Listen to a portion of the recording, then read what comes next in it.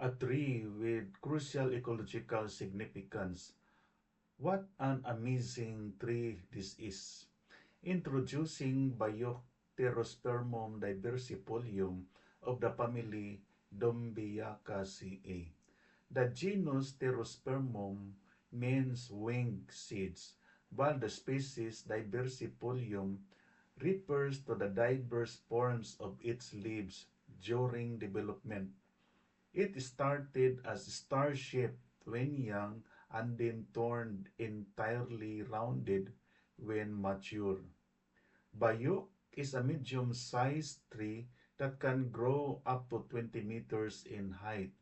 It is a fast-growing evergreen plant with a distinct silvery brown underside leaf color.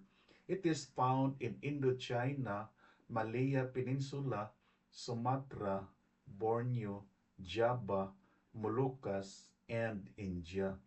It is widely distributed in the Philippines. It is common in forests at low and medium altitudes. It is a natural component of mixed dipterocarp forest. The wood of bayok is used as fuel wood and is suitable for general construction work as well as pulp and paper production. The leaves, bark, and flowers are known to have antioxidant, anti-inflammatory, antibacterial properties. A combination of its bark and flowers treats smallpox, and bark extracts can be used for cloth and fishnet coloring. The bark fibers can also be made into rope, and the leaves can also serve as food for livestock.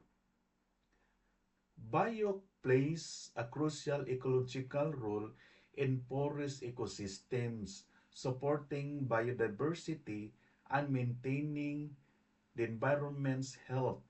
It serves as a habitat for various species of birds, insects, and small mammals, offering shelter and food through its leaves, flowers, and fruits. The tree also contributes significantly to the health of the soil by preventing erosion through its deep root system, which helps to bind the soil and enhance its fertility. This makes the bio tree particularly important in areas prone to soil degradation. Additionally, the bio tree is essential for watershed health.